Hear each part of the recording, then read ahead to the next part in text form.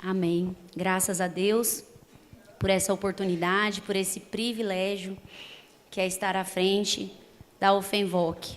Nunca na minha vida imaginei. Quando eu vinha visitar a igreja, ainda era bem novinha, quando ainda tinha amizade com a família da Clair, eu vinha a convite e quando eu via as irmãs, parecia um coral de anjo. E eu falava, quando eu casar, eu quero cantar com essas irmãs. E olha onde o Senhor me colocou, Não para a minha glória, mas sim porque é a vontade dEle, e assim eu peço que Ele siga me capacitando. Quero aproveitar que os irmãos estão de pés e dar início, continuidade, a este tema que é o trono da graça. Vamos abrir as nossas Bíblias em Hebreus 4, do versículo 14 ao 16, que é o texto que nós nos manteremos nessa pregação. Amém? Agradecer a todos que me ajudaram durante o preparar dessa mensagem, meu esposo, que teve alguns momentos de meditação, a Clair também, que se dispôs a sentar comigo para nós compartilharmos também daquilo que nós já tínhamos escrevido, meditado, e não podia deixar também de mencionar o pastor, que foi indispensável entre tantas coisas. Eu acho que eu já tinha uns 4 sermões. E o pastor não só me alinhou a ideia, como ele também até formatou o meu documento aqui, quando eu mandei para ele. Graças a Deus que a gente tem essa assistência, da parte aqui dos nossos irmãos e do nosso pastor. Muito obrigado por essa ajuda. Vamos então, Hebreus 4, do 14 ao 16, diz assim: Tendo, pois, Jesus, o Filho de Deus, como grande sumo sacerdote que adentrou os céus, conservemos firmes a nossa confissão, porque não temos sumo sacerdote que não possa se compadecer das nossas fraquezas. Pelo contrário, ele foi tentado em todas as coisas, à nossa semelhança, mas sem pecado. Portanto, aproximemo-nos do trono da graça com confiança, a fim de recebermos misericórdia e encontrarmos graça para ajuda em momento oportuno. Amém? Os irmãos podem assentar. Ontem nós iniciamos esta festividade em que a Clair trouxe a sua pregação, trazendo as características do trono da graça. O que é o trono da graça e as suas características. E na sua exposição, no seu sermão, ela nos trouxe esta verdade, que o trono da graça ele não pode ser mensurado, medido, ele não é algo visual, algo que pode ser construído pela nossa imaginação. Mas que o trono da graça se trata do acesso à presença de Deus. Nós não temos algo físico, mas espiritual da parte de Deus. Quando nós nos achegamos na sua presença, nós sabemos que ali o Senhor está. Mas também tivemos ali esta verdade, que somente pelo sangue de Jesus, pelo sacrifício que foi feito, é que podemos chegar a esta presença, que o sangue de Jesus é este que o torna, que o faz um trono de graça para pecadores. Hoje nós daremos seguimento a esta mensagem, a esta festividade, a este tema, trazendo para os irmãos, então, quem são os convidados a se achegarem ao trono da graça? É uma pergunta. Talvez até você, que é cristão, talvez em algum momento tenha se perguntado, será que eu já me acheguei a este trono? Então aqui nós temos uma pergunta, quem são os convidados a se achegarem a este trono? E o primeiro tópico que eu quero trazer, respondendo essa pergunta, é que quem se chega ao trono da graça são os que confessam e mantêm firme a sua confissão, que está ali no versículo 14. Tendo, pois, Jesus, o Filho de Deus, como grande sumo sacerdote que adentrou aos céus. Conservemos firmes a nossa confissão. Então, o que é a confissão? É você crer nessa verdade, que Jesus Cristo, Ele é o Filho de Deus, que Ele é o sacrifício que foi dado pelos pecados de muitos, que Ele é o sumo sacerdote que adentrou os céus. Ele não somente adentrou ali o santuário, o santo dos santos, mas Ele entrou no céu, ele rasgou o véu, todo o véu de impedimento que havia entre o homem e Deus, para nos abrir este caminho. Então, quem crê e quem confessa essa verdade, pode se achegar ao trono da graça de Deus. Essa confissão é um ato que testemunha a aceitação e o reconhecimento de Cristo na cruz e na sua ressurreição. Muitas vezes, muitas pessoas acham que esse reconhecimento, que essa confissão, ela basta ser verbal. Mas não. Essa confissão é algo que flui da fé que foi gerada no interior da pessoa. Então, quando nós somos convidados a crer em Cristo, pela palavra da verdade que nos é pregada, como esta oportunidade que nós temos agora, a palavra de Deus, ela começa a ser direcionada a nós de maneira... Quantos de nós não tivemos essa experiência? De maneira que parece que é tudo para você, ou está te despindo totalmente, ou está te confrontando de maneira que você fique irado. Ou talvez envergonhado, ou talvez se sinta perdido. Assim é a palavra de Deus quando ela vem até nós. Então, algo começa a acontecer no seu interior. A palavra de Deus, ela nos fala que gera em nós algo no âmago do nosso ser. Nós podemos sentir algo nas nossas vísceras, nos nossos órgãos, quando a palavra do Senhor, ela de fato mexe conosco. E quando isso acontece aquilo que é dito em Hebreus 8:10. Porque essa é a aliança que farei com a casa de Israel, depois daqueles dias, diz o Senhor. Imprimirei as minhas leis nas mentes deles, e as inscreverei no seu coração. Eu serei o seu Deus, e eles serão o seu povo. Quando a palavra de Deus, ela chega no seu coração e começa a gerar tudo isso dentro de você, o Senhor, pela ação do Espírito Santo, está tirando um coração de pedra e colocando um coração de carne. E ali, Ele faz toda a obra que precisa ser executada na sua vida. E aí, simplesmente, você vem. Como o pastor disse, Ele te atrai com suas cordas de amor, de maneira que se torna irresistível. Então você vem e confessa.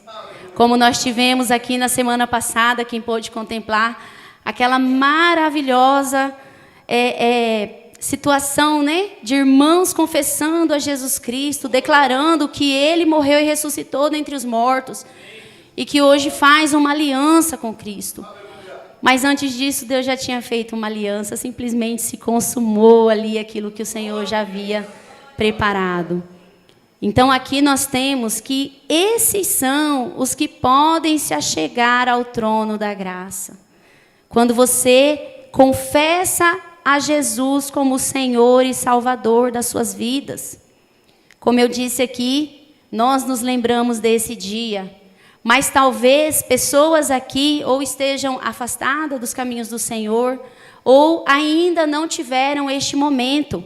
Mas a palavra do Senhor aqui em Hebreus 4, o verso 7, a parte B diz assim: hoje, se ouvirem a sua voz, não endureça o coração.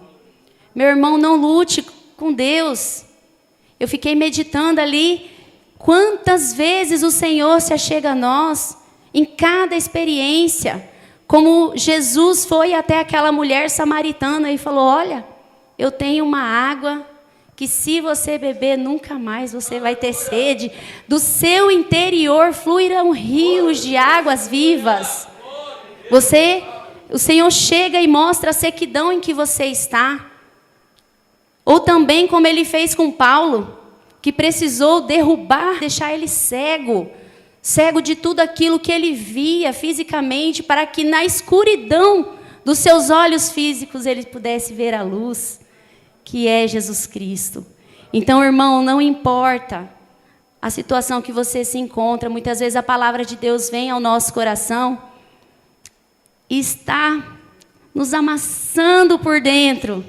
O Espírito Santo já está ali fazendo a obra dele e a gente se coloca na nossa condição carnal e fala, eu não posso, vou ter que mudar minha vestimenta, vou ter que largar meu vício, vou ter que seguir cronograma de igreja, e aí você tenta resistir. Mas a palavra do Senhor fala, se hoje você ouvir a voz do Senhor falando, vem, o Pai de braços estendidos para te receber, meu irmão, não importa aquilo que você vê como impedimento, se o Senhor te chamar, se lance aos braços dele, porque ele há de capacitá-lo, de libertá-lo de tudo aquilo que te prende. Então aqui nós vemos que isso é a obra que o Senhor faz nas nossas vidas. E estes que confessam o Senhor, que reconhecem o seu sacrifício, testificam aquilo que Jesus fez na cruz. E então você tem um livre acesso ao trono da graça. Você tem carta branca. A partir do momento que isso foi manifesto, desta obra maravilhosa do Senhor, você pode se achegar. Porque o homem, em sua condição física, em sua condição original, é pecado, é inimigo de Deus. E não pode se achegar a Deus. Tudo o que ele fizer em nome de Deus vai servir de julgamento no dia. Naquele dia em que Jesus virá para buscar a sua igreja e condenar aqueles que se perderam. Por isso que nós vemos que muitas pessoas, em um momento de fragilidade emocional, de dificuldades, procuram uma igreja a fim de ter os seus problemas resolvidos. Esse Jesus que nós cremos não é um Jesus que vai, se ele quiser, ele cura, mas se ele não quiser, não precisa. Que vai pagar os seus boletos, que vai resolver o seu problema, a sua situação financeira. Não, muitas pessoas vêm em busca desse Jesus, querendo somente o pão que foi multiplicado. Mas aí quando recebe esse pão, volta para casa de barriga cheia e esquece o Deus que deu o pão.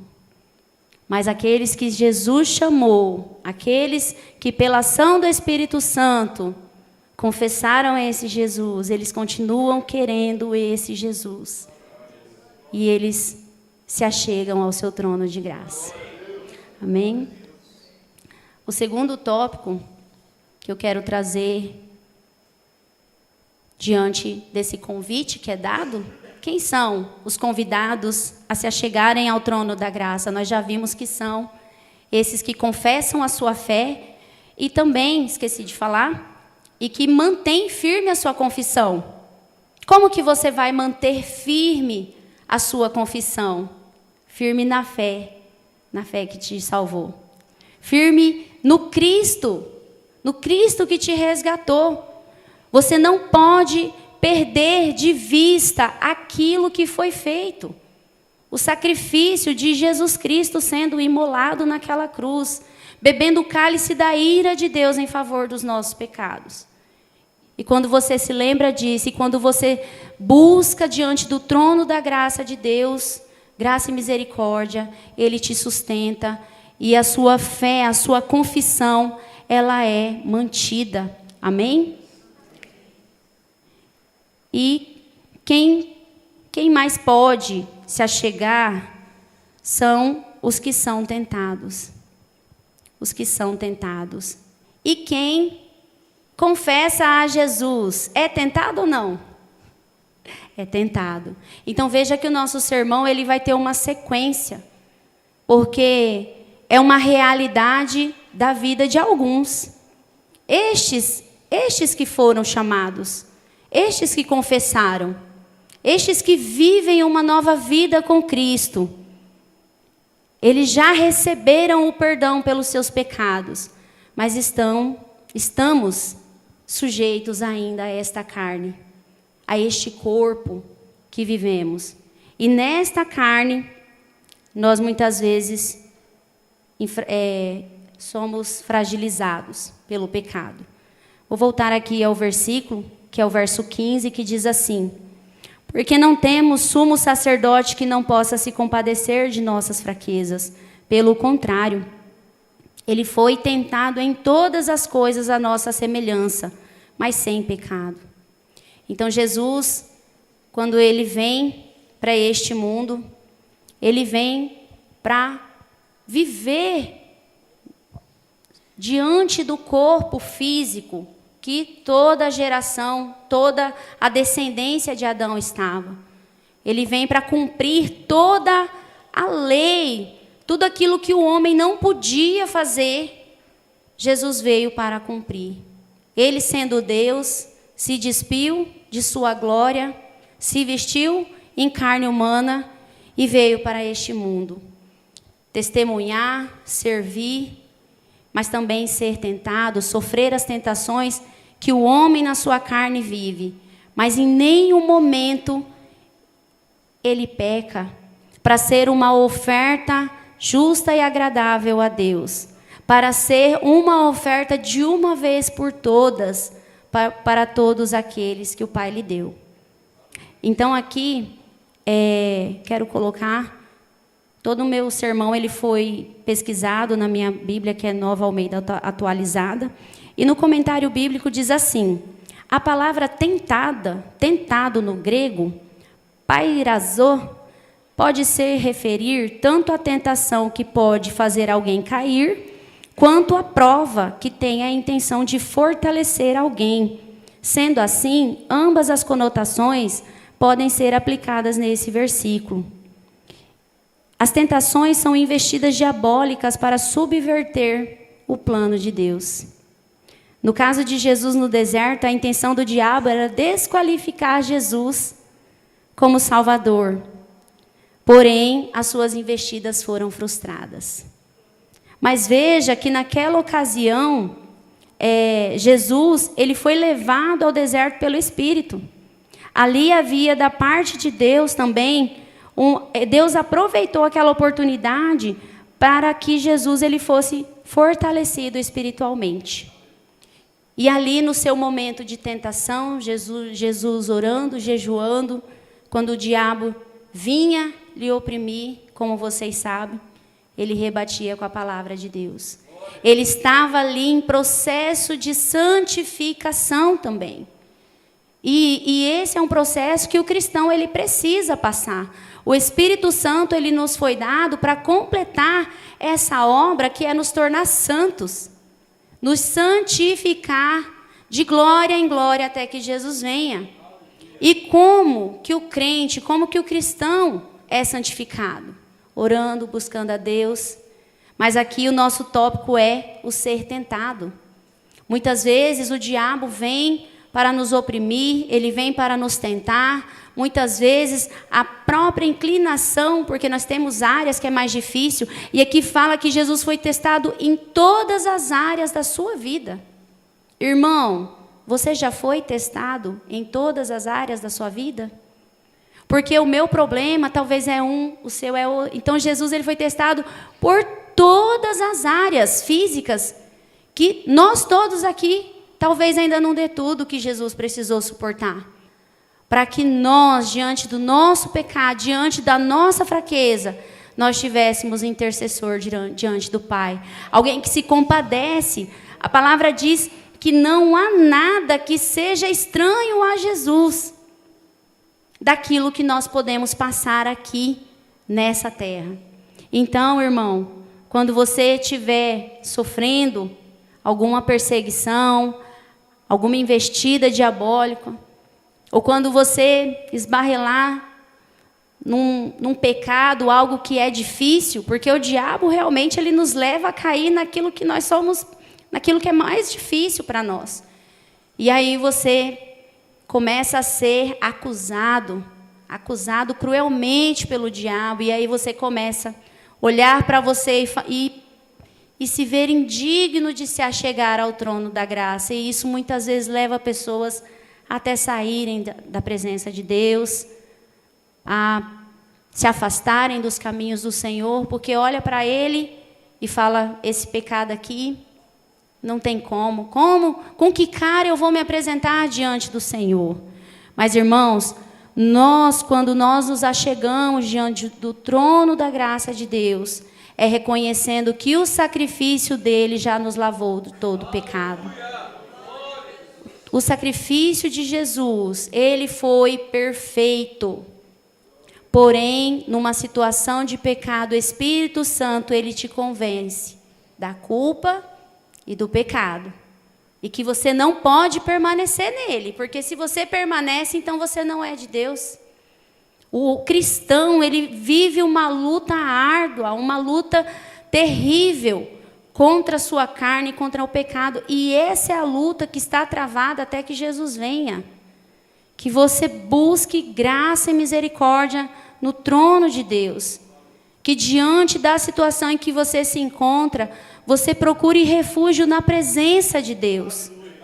Reconheça o seu pecado, confesse, não peque mais, busque com todas as forças.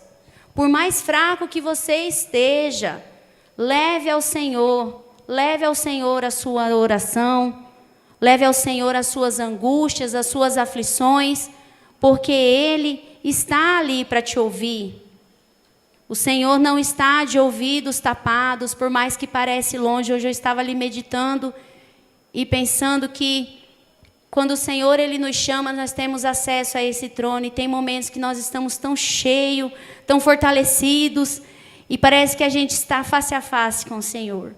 Mas tem outros momentos que parece que nós estamos a uma cidade de distância do Senhor, ou até mais. Momentos em que você ora e parece que você não está sendo ouvido, mas a palavra de Deus te garante que o Senhor, ainda que Ele demore a te responder, o Senhor está te ouvindo. O Senhor Jesus Cristo, Ele está ali, reconhecendo essa situação, e ali no tete a tete está passando para o Pai. Olha, o meu sangue já lavou e já remiu esta pessoa. Quando você olha para você e parece que você está tão sujo, mas aí diante da presença de Deus ele fala, o meu sangue já o lavou e as minhas vestes já estão sobre ele. Então, irmãos, não se deixe ser caluniado pelo diabo, não se deixe ser abatido. Entre em vigilância, porque o diabo ele é muito sujo, assim como ele quis ali interferir no propósito de Deus, tentando Jesus, assim também ele nos tenta. O propósito do diabo é querer de toda forma romper aquilo que está proposto, impedir que você chegue ao êxito. Porém, por mais que o diabo lute, você vai chegar ao êxito, porque não é de você. É simplesmente porque Jesus Cristo garante, pelo Espírito Santo que habita em você, que você seja com muita perseverança, ou seja, muitas vezes cambaleando, mas você vai, pela graça de Deus, chegar lá naquele dia em que a coroa, né, da justiça do Senhor estará ali para te glorificar. Nós nos lembramos, para concluir essa parte da tentação, que a nossa leve e momentânea tribulação produz um peso eterno de glória muito mais excelente. Então, seja o que for, que nós possamos nos lembrar que quanto mais sofrimentos, quanto mais situações que nós vencemos, nós saímos ainda mais vitoriosos. E ainda que isso, de alguma maneira, não deve trazer glória para nós, mas trará naquele dia em que o Senhor nos glorificará. Fiquei me lembrando aqui daquela parábola. Não, acho que não é aqui. Vamos para o próximo tópico. Então, os que são tentados também podem se achegar ao trono da graça. Você que sofre tentação, você que sofre dificuldade, você que sofre com essa carne, com o peso que muitas vezes você está lutando contra si mesmo, porque habita em você um Espírito que é santo, um Espírito que é Deus. E quanto mais você se santifica, mais aí você se fortalece. Mas no seu momento de fraqueza, não se esqueça que você tem livre acesso ao trono da graça, que o Senhor, por mais difícil que seja, o Senhor te receberá na sua presença, para naquele momento de confissão, para naquele momento de angústia, o Senhor derramar o bálsamo dele e te conceder o perdão naquela hora. Amém? E o próximo tópico, que também nos responde quem são os convidados a se achegar ao trono da graça, é o versículo 16. Os que confiam na graça que flui do trono. O versículo 16 diz assim: portanto, aproximemo-nos do trono da graça com confiança, a fim de recebermos misericórdia e encontrarmos graça para ajuda em momento oportuno. Implicitamente já vem sido dito isso desde o início da pregação. Mas esta é uma verdade. Você que confia plenamente na graça que foi recebida da parte de Deus, você que confia que da parte de Deus você recebe essa graça maravilhosa que veio da parte de Jesus Cristo, você é encorajado. Você deve ser encorajado a se aproximar do trono da graça de Deus. Significa dizer, irmão, que nós temos um privilégio, o privilégio de ter um relacionamento pessoal com Deus. Termos confiança, ousadia, coragem para chegar diante desse trono e falar honestamente com Deus. Irmãos, nós servimos um Deus que Ele conhece o mais intrínseco do nosso coração. Até aquilo que nós não falamos, aquilo que nem sequer talvez foi cogitado, mas não foi processado, Deus já sabe. E como que você vai omitir desse Deus aquilo que está errado, aquilo que está difícil? Então você pode chegar e falar abertamente com Deus, que Ele não vai jogar sobre você um peso de culpa, Ele não vai te dar um castigo cruel neste momento. Quem faz isso de te culpar é o diabo. Mas o Senhor, Ele vai derramar a sua graça sobre você. Então saiba que você tem esse privilégio. Porém, há uma ressalva, né? Que seja com reverência adequada. Não é porque eu posso ter confiança no Senhor que eu não vou ter a reverência de reconhecer que é tudo por Ele e tudo para a glória dEle. Que tudo foi feito por Ele. Jesus contou ali uma parábola daquele fariseu que subiu no monte para orar. É o fariseu e o publicano. E aí o fariseu, confiante no templo, e ali aquele fariseu no templo batia no peito e falava: ó Senhor, graças te dou porque eu não sou como esse aqui, porque eu tenho entregado o meu dízimo, tudo que eu faço é certinho. E então ele começa ali dizer as coisas que ele faz, e ainda mais se comparar ao outro que está do seu lado. E aí, seguido disso, Jesus fala do publicano que de longe nem sequer tinha coragem de levantar a cabeça e falava: Senhor, tem misericórdia de mim, porque sou pecador. E ali Jesus pergunta: qual desses foi justificado? Irmão, nós aqui devemos sim fazer obras. O texto que a Sandra leu no início do culto foi exatamente uma chave. E o da Fran também, Deus ali confirmando esta palavra ao nosso coração, que é graça, não vem de nós, é dom de Deus, não por obras, para que nós não venhamos nos gloriar. Aquele fariseu ali, ele estava ali se gloriando das obras que ele fazia, ainda com seu pé na lei. E Jesus olha para ele e fala: se não for a minha graça, o dom gratuito de Deus, você não tem parte comigo. As suas obras são trapo de imundícia. Mas aquele qual meu sangue derramou, esse sim, ele é bendito. E eu recebo. Então, obras, irmãos, não agrada ao Senhor. Agrada quando toda a glória é dada a Ele. Porque somente Ele é digno de receber na nossa adoração, no nosso serviço, no nosso dízimo, em tudo que nós fazemos.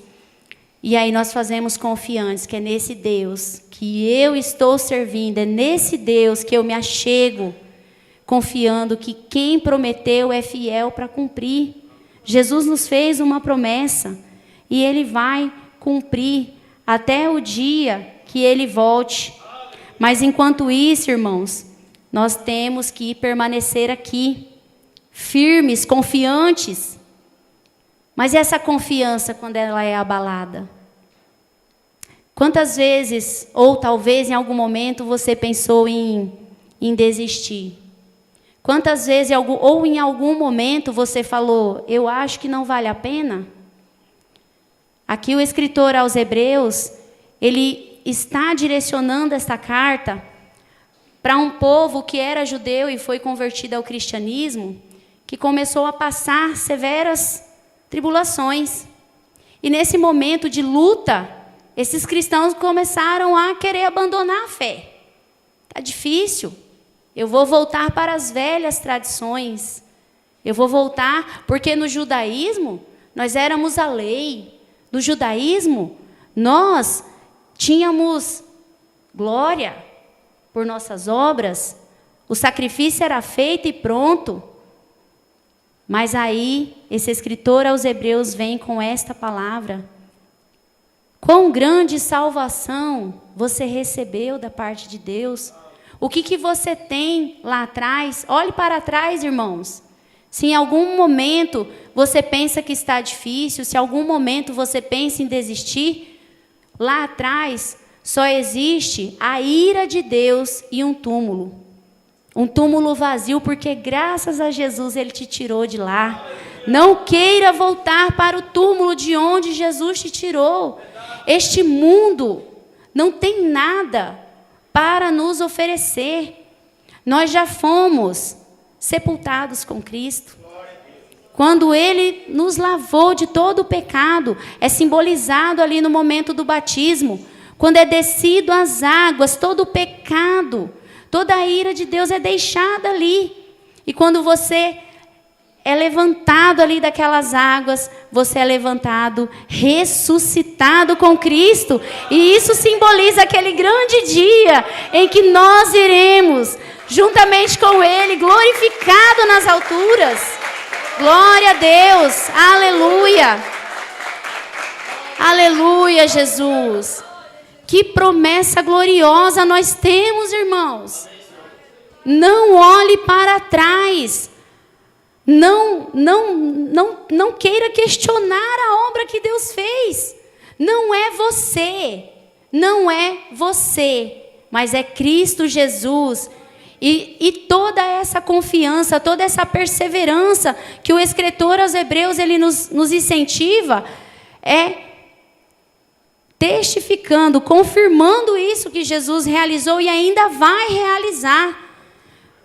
Então permanecemos firmes, perseverantes em Cristo, porque essa obra, nós estamos sendo ajudados nessa obra.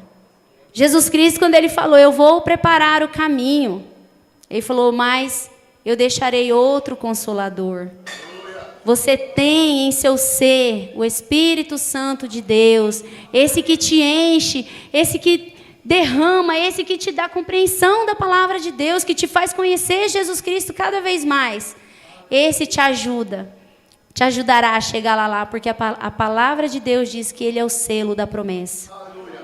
Então, irmãos, por enquanto nós estamos diante dessa carne, deste corpo, que luta, travará uma luta intensa contra o pecado, mas que, permanecendo confiante, firme na promessa que foi dada, chegará o dia em que o Senhor virá e glorificará este corpo junto à graça de Deus. Seremos ali glorificados totalmente, corpo e espírito, para estar juntamente com Deus.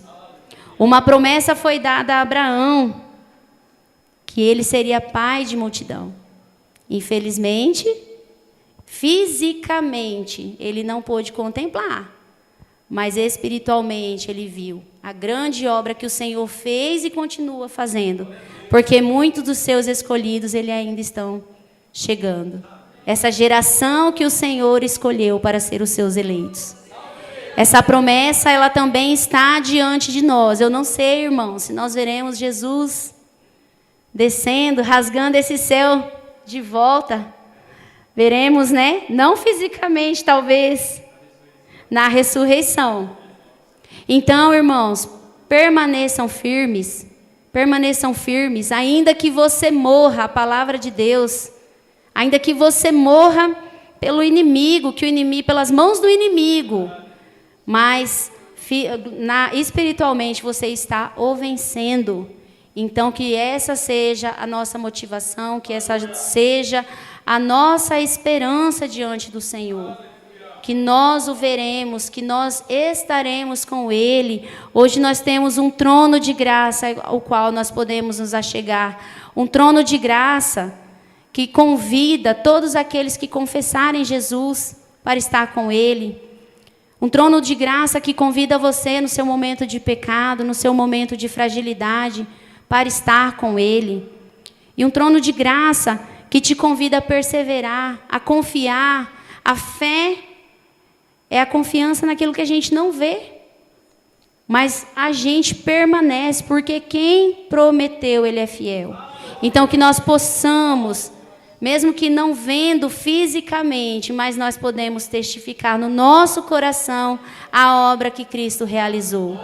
Então, que essa seja uma palavra de fortalecimento para nós, de refrigério da parte de Deus, que nós temos um encontro, que nós temos um lugar de encontro com o Senhor, toda vez que nós nos achegamos à sua presença. Amém? Gostaria de convidar os irmãos a se colocar de pé neste momento.